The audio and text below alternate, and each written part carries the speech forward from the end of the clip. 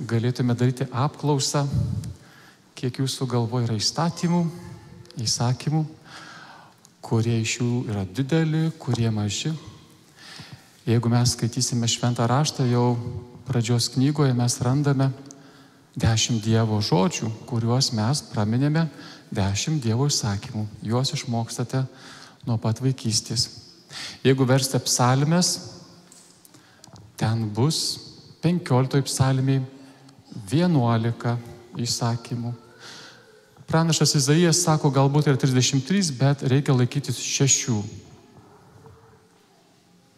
Kas iš jūsų drąsiausias? Mėloji, kaip galvojate, koks yra 11 Dievo įsakymas?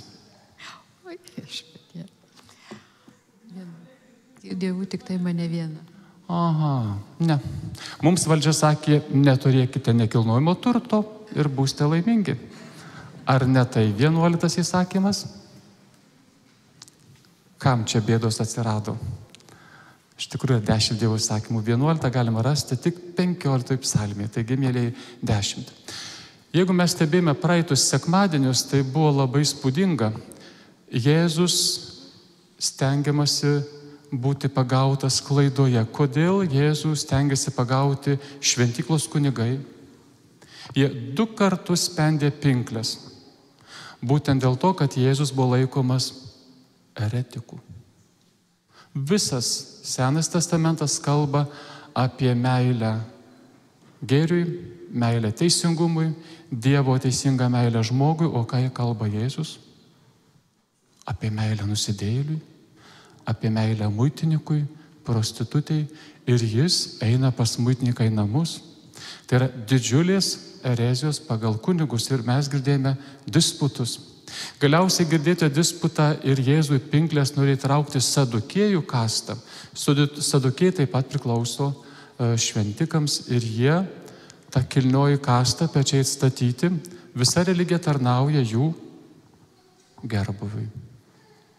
Man religija reikalinga tik tam, kad būtų gyvenimas pašventytas, mano darbas, mano vaikai, kad aš klestėčiau, derlius būtų, alga. Religijos yra tokia funkcija. Tai būtų sadukėjų mintis, o pinklė buvo 3 Jėzui, nes jie rūpins tik žemiškų gyvenimų. Jėzau, ar yra amžinas gyvenimas, nes buvo moteris ir ji turėjo 7 vyrus, tai jeigu tu galvoji, kad yra amžinas gyvenimas, kuriam atiteks. Ir šiandieną girdime 4 pinklę. Kita grupė fariziejus išgirdo, kad sadukėjai nutildyti, susimetė krūvon ir įstūmė didžiausią profesorių ir sako, Jėzau iš Nazareto, kuris įsakymas yra didis, mes verčiame didžiausias. Taigi, sakėme, yra 10, 11 mums šios dienos valdžia diktuoja, gali būti daugiau, gali būti 6, o žydų rabinai priskaičiavo 610 arba 612. Tokioj gausoj, vieni yra stiprus, kiti mažiau, taigi, mėlieji. Jūs kada nueite į nuostabę motiną Maksimą, jums, pavyzdžiui, parduoda televizorių ir dovanų gaunate radiją. Ar taip gali būti? Gali būti tokia akcija. Pirkau televizorių ir dar gavau dovanų radiją. Taigi Jėzaus atsakymas yra panašus. Jūs manęs klausite, koks yra didis arba didžiausias įsakymas. O tą žydas kartodavo ryte, vakare ir dar prieš miegą. Tu mylėsi savo viešpatį Dievą visa širdimi, visa siela, visų protu ir visomis jėgomis. Čia, mėlyje, jums televizorius, kuris pirkote. O radija, magaryčios iš Jėzaus, dar vienas yra, sako, lygiai taip pat didelis ir svarbus. Tai yra Jėzaus dieviškojo sūnaus genijaus atsakymas. O savo artimą mylėsi kaip save patį. Šitie 2 įsakymai talpina visus pranašus, visus jūsų 610 įsakymų, 10 Dievo įsakymų, 11 įsakymų, 15 psalmiai ir ką tik žmogus sugalvotų. Ar yra prieštaraujančių? Jonai, ir teisingai kalbėjo klebonas? Ar teisingai klebonas kalbėjo? Žinoma, teisinga. Ačiū labai. Jeigu nėra prieštaraujančių, tada liekame tyloje, skaitysiu popiežiaus Pranciškaus keletą minčių. Tai buvo praeitas sekmadienis ir tai nuostabus Dievo taip pat sūnaus išmėginimas, o jo atsakymas, ar verta mokėti mokesčius Ciesoriui ar ne.